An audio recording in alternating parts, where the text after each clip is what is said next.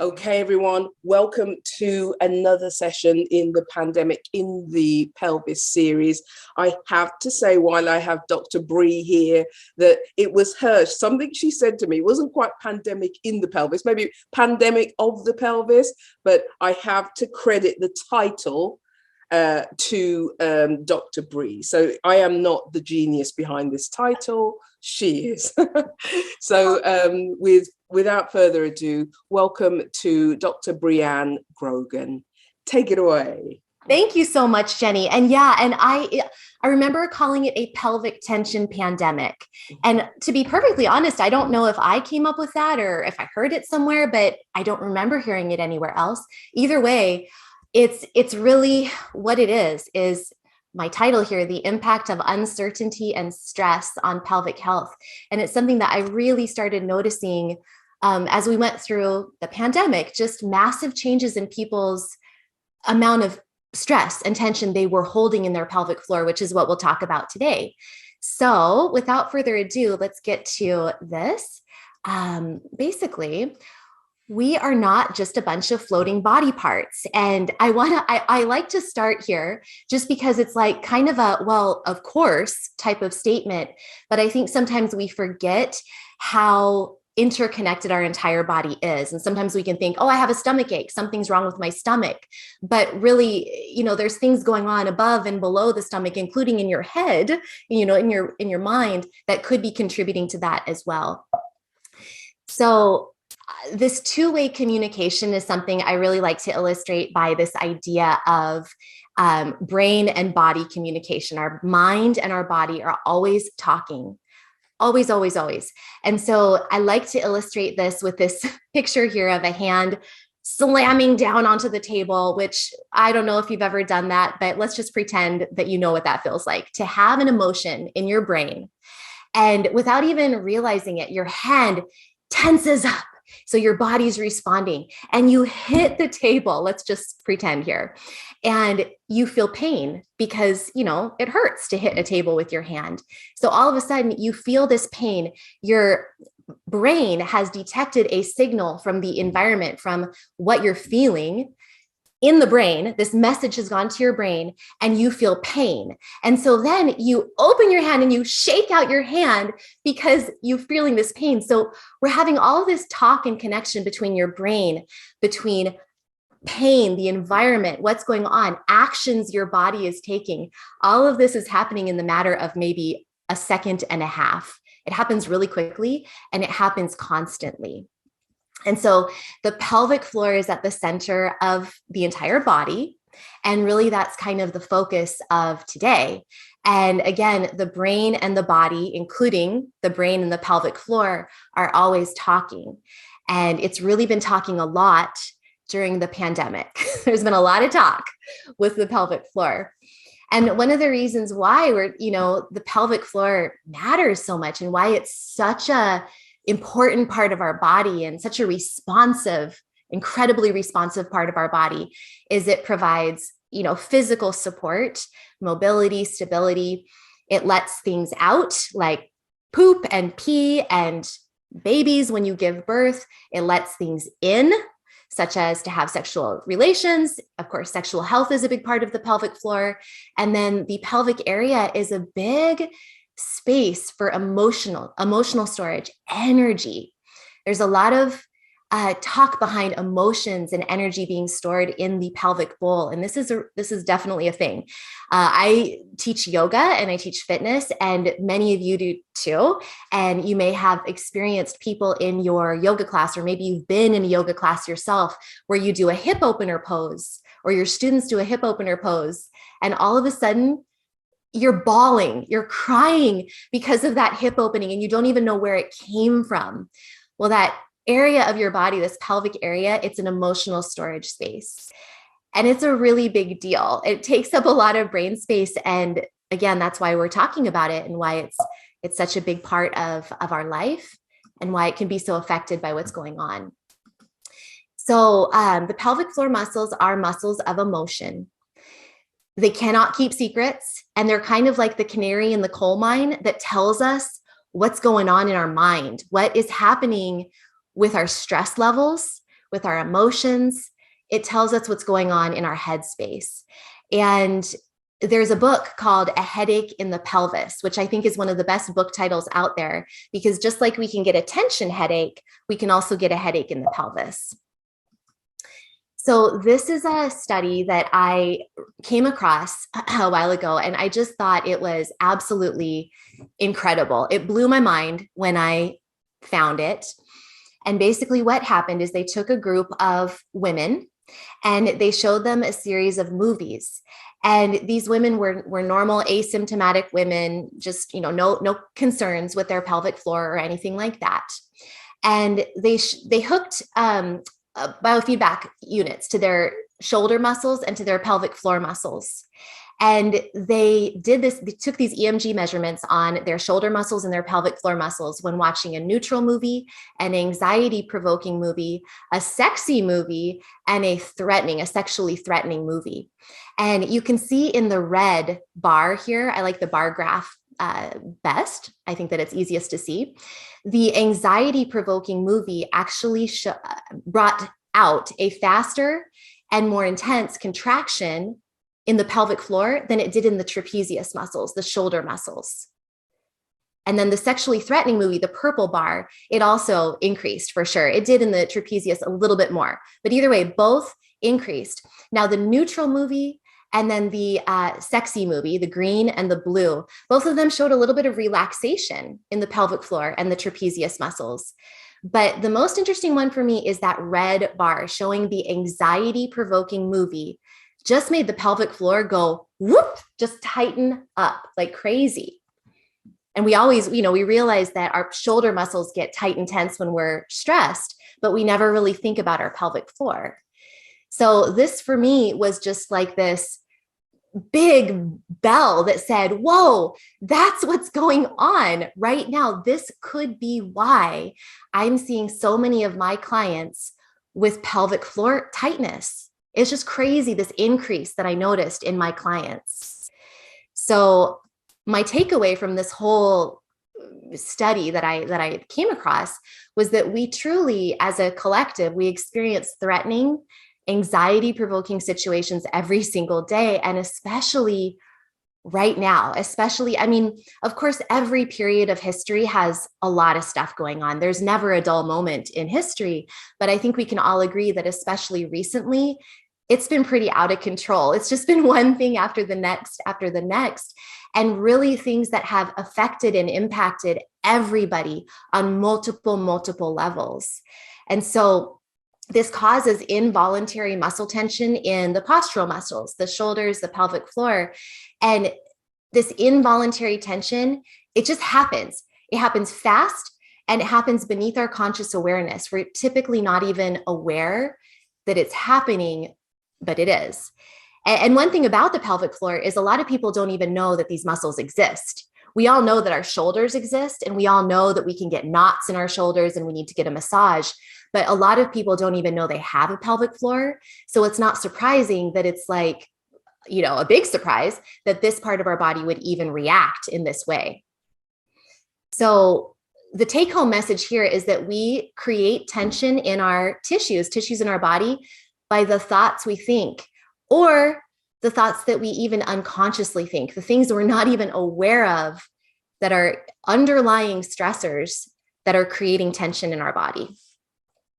So I love talking about cycles, these vicious cycles and feedback loops. Vicious cycles is probably a little bit intense, but they're feedback loops in our body and loops that are happening and creating issues. So pelvic and genital pain is a vicious cycle that we'll start with. And our little heads, this little strip of faces is kind of bothering me. So I keep moving it around. I'm not sure if you can see it or not, but I'm going to move it here. This is the cycle of pelvic pain and tension. And so we can really hop on anywhere in this cycle here, but basically let's just hop on at the top with tension. Let's say we're thinking thoughts, or maybe we're unconsciously even aware of these thoughts we're thinking that cause our body to unconsciously tense up, just like that study I showed. Well, that tension and the anxiety, the tension actually creates anxiety, and anxiety creates tension. But all of this creates pain ultimately. The pain causes muscle guarding, which is tension, which causes more anxiety, more pain, more muscle guarding, more tension, more anxiety, more pain, and the cycle continues around and around. And what happens is over time, and we're going to be talking about this in just a second, but over time, these stress responses become really, really sensitive. Basically, the alarm bells start ringing faster and more furious, and they get turned on with even more, they become very, very sensitive. And so pretty much anything can activate this cycle and perpetuate it and make it continue. The next slide here, I have pictures of prolapse. This is another cycle. What can happen is people can develop prolapse. Their organs can shift, the pelvic organs shift. And we already have discussed how this is a really important part of our body and very sensitive. If something happens in this part of our body, it's like, what the heck is going on? I'm freaked out. And when you're freaked out, what happens? We get tense. Our muscles get tense and tight. We have uncertainty and anxiety about what's going on. So our muscles tighten up. And if you imagine this prolapse has happened, the organs have shifted, one or more of the organs has shifted. And if your pelvic floor muscles are no longer supporting from below and things are shifting and kind of, descending, then the pelvic floor muscles are going to be squeezing around the shifted organs, which is going to make the sensation of the prolapse feel worse, which is going to make the body more tense and want to hold things in a little bit more, which is going to make the prolapse worse, which is going to make it more tense, which is going to make the cycle. So you can see these cycles, and all of these cycles are really kind of quite beautiful things. It's really a response from our body. It's an adaptive mechanism that our body's just trying to protect us. And so the good news is we can interrupt these cycles, but it does take awareness of what's going on so that we can, get out of brace mode. Because what's happening is we get into this chronic brace mode where we're bracing with our body against pain, or we're bracing due to anxiety, or we're bracing because we're trying to hold things in, like bladder leakage, like prolapse. But that brace mode just makes the cycles worse, and it contributes to nervous system dysregulation, which is when your nervous system, our nervous system, we're meant to have times of fight or flight or times of freeze, but we're not meant to be chronically in fight, flight, or freeze mode. When we can't get back into homeostasis, when we can't get back into balance, that's when we know that we are in a state of nervous system dysregulation. And that perpetual brace mode can contribute to nervous system dysregulation. And of course, it can also be a cause of nervous system dysregulation. So I have this little quiz here that I thought we could all kind of take together. And these are just a few examples of things that can contribute to nervous system dysregulation. So it's just a small sampling. So unresolved trauma, and this is a spectrum. Basically, trauma is anything in your life that is basically it's unfinished business in your body, some kind of emotional thing that happened or event that happened that never got resolved. It's stuck in your body, and your body is still reacting as if there's a threat in your body. It can be something that some person would perceive as a really big thing. Someone else might perceive it as not a big thing, but it doesn't matter. If it's unresolved and if it's stuck in your body, it is trauma for you. It's a very personal thing. Of course, pain or discomfort in any part of your body. But as we've talked about, the pelvic area is a really sensitive and a taboo area. It's an area that holds a lot of shame and embarrassment for many people. So that can definitely heighten our response and can heighten nervous system dysregulation, that chronic state of fight, flight, or freeze, where we're just up-regulated. Now, modern life in general, so maybe, maybe you didn't tick the first two boxes, but probably most of us can tick the third box: fast-paced, multitasking, overload of information. Of course, I think all of us can tick this fourth box here: social, political, economic concerns. Hello, global pandemic. Also, financial concerns, big thing that can definitely dysregulate our nervous system. Relationship concerns, and this could be, love relationships, romantic relationships, intimacy, family, so your kids, maybe your parents, maybe you take care of, maybe you're a caretaker. Lack of support, and this could be from anybody, friends, family, anybody in your life. Maybe you're trying to make healthy changes in your life or trying to go a new direction with something, and you just don't have that support. That can definitely stress you out and cause this nervous system dysregulation. Any type of big life changes, death, divorce, pregnancy, moving. So honestly, by this point, I don't know if we probably nobody has been able to have all of these boxes unticked. And if you are, I'm impressed. Addictive substances or behaviors definitely can contribute to dysregulation. And then also biochemical factors, toxic environment, mold, for example. Some people live with mold in their environment, infections, chronic infections, gut issues, inflammation. So all of this can throw us out of whack and essentially can keep us out of that sweet spot of homeostasis, which is where our body heals, learns, works the best. And this nervous system dysregulation, going back to the pelvic floor, this is the state at which our pelvic floor is more likely to have that brace mode happening. Once again here, I have this picture here, which is it's just an image of the vagus nerve, which is the main nerve of the parasympathetic nervous system. And I'm not going to go into the, autonomic nervous system in this conversation here, but I just love this picture because it shows how extensive and how long and wandering this amazing vagus nerve is. It really impacts so much of our body. But if you are in a state of nervous system dysregulation where you're either highly activated with the sympathetic nervous system, just kind of chronically, or maybe the dorsal vagal branch of the parasympathetic nervous system that's more responsible for that freeze mode when it's highly activated, when that's kind of going on for too long, then your pelvic floor is going to respond with tension. And the antidote to all of this is safety. And Dr. Stephen Porges, he says, gosh, what does he say? Now I've lost the quote, but it's basically the treatment, the cure of really any issue is safety. Cues for safety is the cure. I believe that's what it is. Don't quote me on that, but I believe he says cues of safety are the cure. And so much of any healing program, whether we're talking about pelvic health or anything, is getting the body to realize that it is safe. That's going to allow the body to get into a healing state. It's going to allow the parasympathetic nervous system to do its good work, not necessarily that freeze mode that it can contribute to, but it's good healing work, that rest and digest, the learning, the healing. So that really is the key. And I have some little ideas for what to do.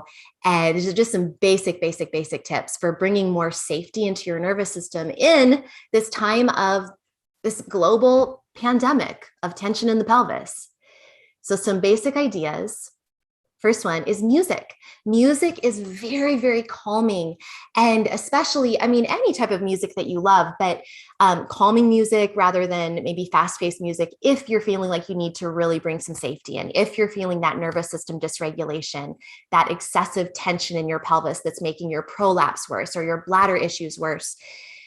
Calming music is wonderful. And music with vocals can be really, really helpful. And if you can sing or hum along, that's very calming and soothing to your nervous system as well.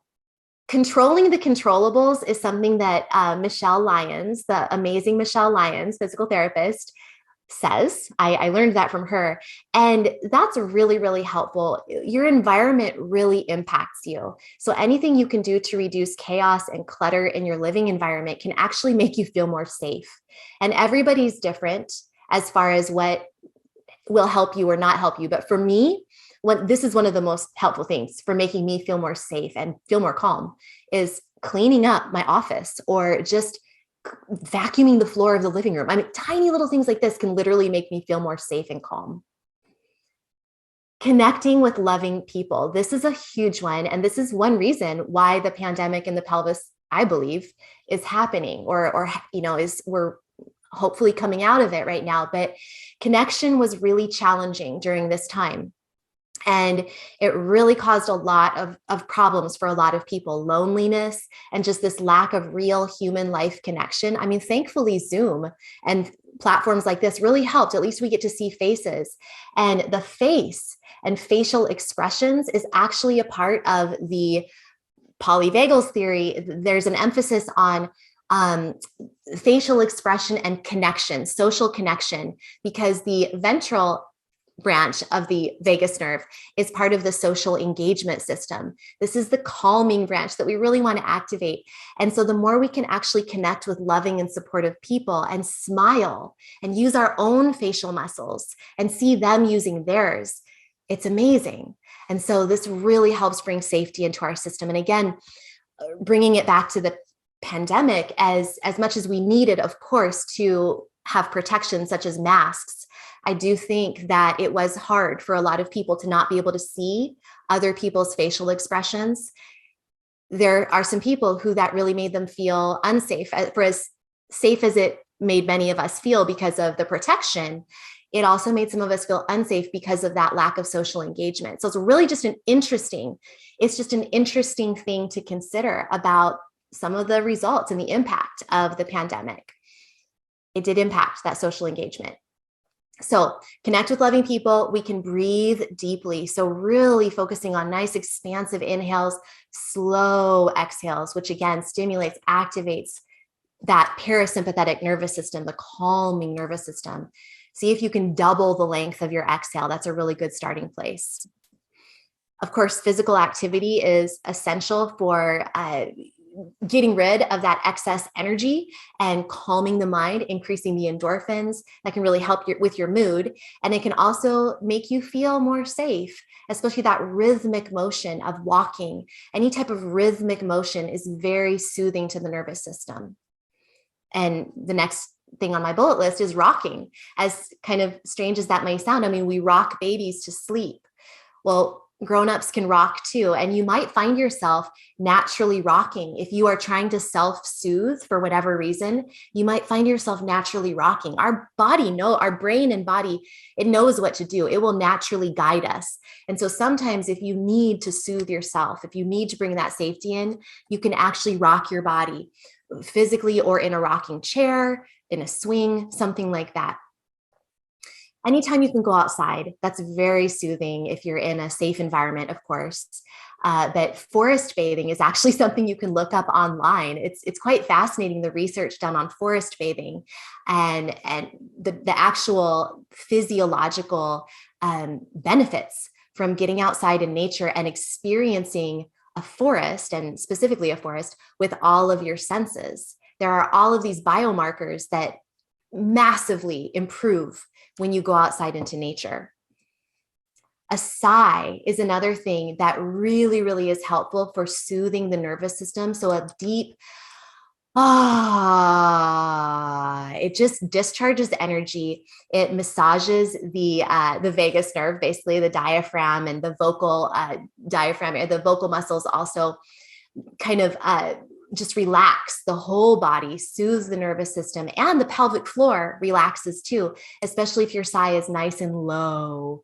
We wouldn't want to be really high, because anything really high actually activates the pelvic floor, but a nice low sigh really calms the nervous system and relaxes the pelvic floor. And then anytime you can find gratitude and actually focus on what's going right in your world, what is feeling good in your world, will help you essentially move your attention away from the thing that is giving you anxiety, that's giving you uncertainty, and that's making you feel that lack of safety in your body. So anything you can do there to move your attention and focus on the bigger picture of what, again, is going well for you is a really beautiful thing. So that's really what I have for you today. I thought I'd keep it to a minimum as far as slides so we could open it up for conversation. So I guess with that being said, I'll go ahead and stop the share. Yeah, well, for those of you who've been here for the last few days, it's almost like you've been here.